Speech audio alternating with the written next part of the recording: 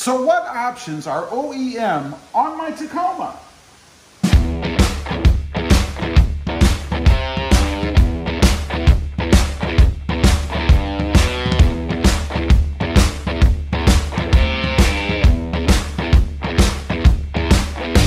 Well, good morning everybody. How are you today? Pretty good here. So what options are OEM on my Tacoma? You know, I get a lot of questions from people asking me if this is OEM or if that's aftermarket. So I thought, you know, rather than going through and pointing out all the aftermarket stuff, because there's a lot, I thought I would go through and tell you guys the OEM options that I included on my truck when I built it.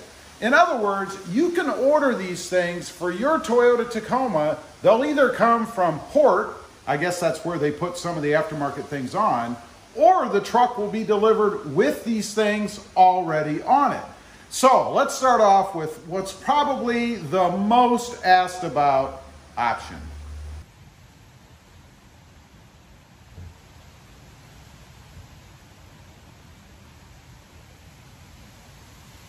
The headlights. Probably one of the most asked about features on my Toyota Tacoma are the headlights. I get questions all the time. What headlights are you running? I'm running OEM stock. I didn't go out and put aftermarkets on. Now, I think probably a lot of the reason is the kind of blacked out look about them, right? I mean, they do have some chrome. Obviously, you have to have chrome so that you can project light. But other than the amber signal on the side, they are blacked out for the most part. The only thing is this chrome strip right around here, right? If that were black, they would be a total blackout. But they are OEM. I'm sure it was part of a package, the LED group or LED light package, but they are LEDs. Also came with LED fog lights, but these fog lights are actually blacked out. I actually switched them out for blacked out fog lights. I got those from Sparks Parts. They were actually listed as for the Tundra, but they're the same size. They fit right in the bezel there, and they look awesome. And they match up better with the headlights, I think. I think they're a good look. All right, let's move on to number 2.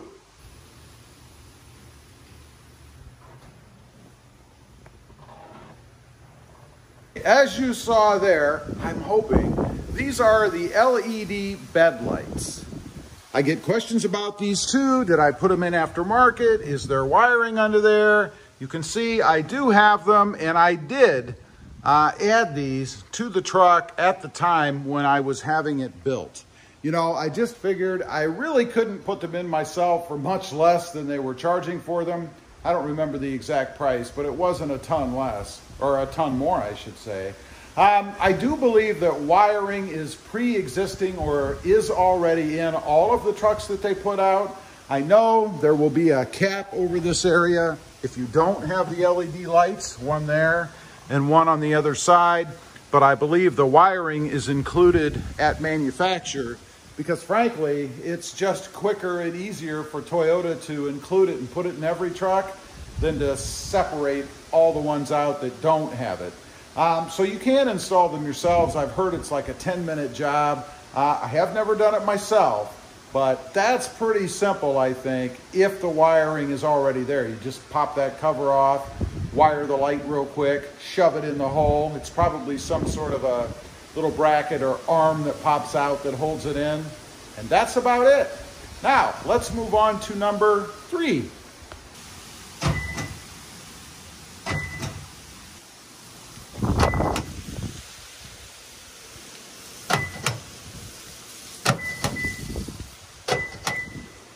Okay, as you hopefully heard, this was more of a sound type mod because you can't actually see it. It of course is the locking tailgate. In other words, when you hit your locks inside your door handles, or you hit the lock button on the key fob, like so,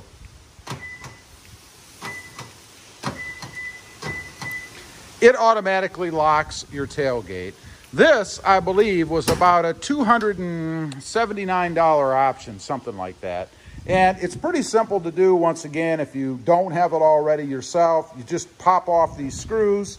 There are, I don't know, a million of them or something, whatever, right around the edges here. pop off this panel. That's how you gain access to the locking mechanism underneath.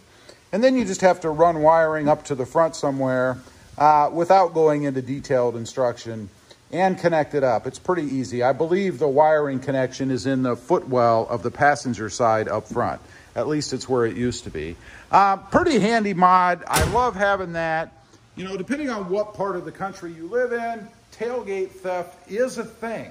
And it'll cost you somewhere in the $1,500 to $2,500 range to replace that tailgate. Depends on if you have the camera system in there, what truck you're driving, so on and so forth. Imagine what it would cost to replace one of those tailgates that I think it's GMC or Chevy has, you know, with all the different doors that open all the different ways and steps and everything else.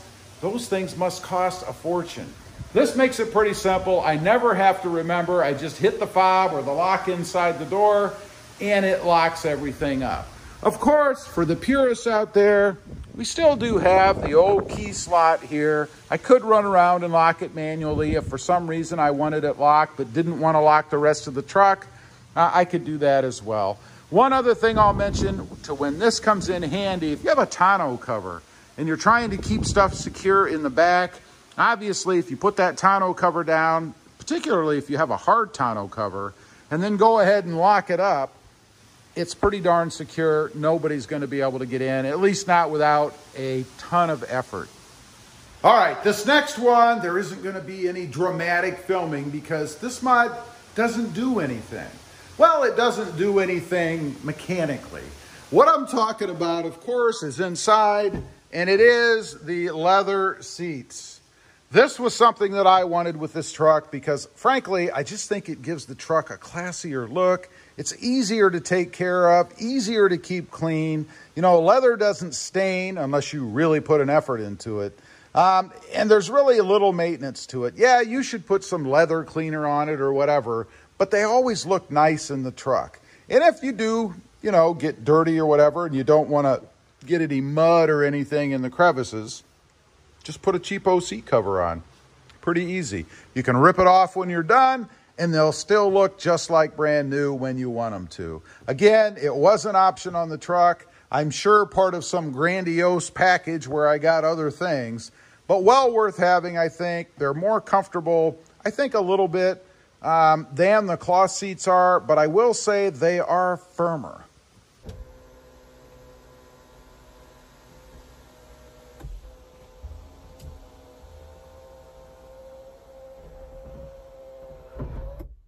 Okay, next up, as you saw right there, hopefully, is the sunroof. This was not, well, I shouldn't say it wasn't an option. It was an option. I chose to have it simply because I wanted it. I wanted the ability to be able to open the sunroof up if I wanted to, but there really was one other reason.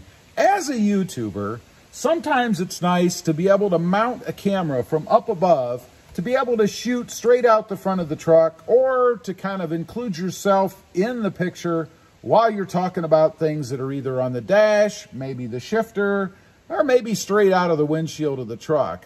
And you can easily suction a camera up here, right? I have a suction camera holder that I can put right up there, point the camera down, and kind of aim it wherever I want to get the shot that I want.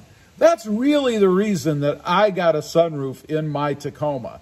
Again, it is an option, something that's added, surely part of a package, as everything is, but it's not aftermarket. I had somebody ask me how much it cost to add my sunroof, and was it difficult to have it done? And I gotta say, with today's vehicles and all of the stuff up here, I mean, you have this and everything else, I don't know if I would take it somewhere and have them whip out the Sawzall, cut a square hole up there and stick something in.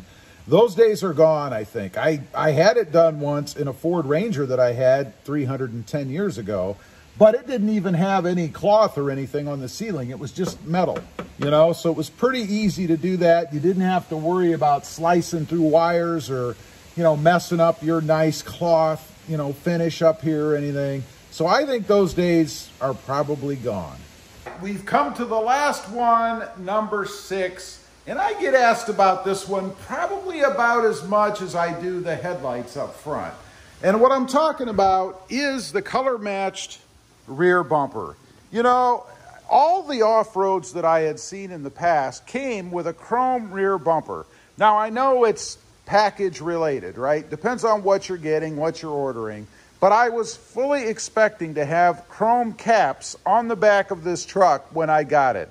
I had even gone out and looked for places to buy voodoo blue covers to go over those chrome bumpers in the rear. Fortunately, to my surprise, and I didn't even know this until I went in to look at the truck when it came in, but it came with color matched rear bumpers, caps in this case. I mean, if you look at these, they really are just caps, right? You see how they move on there?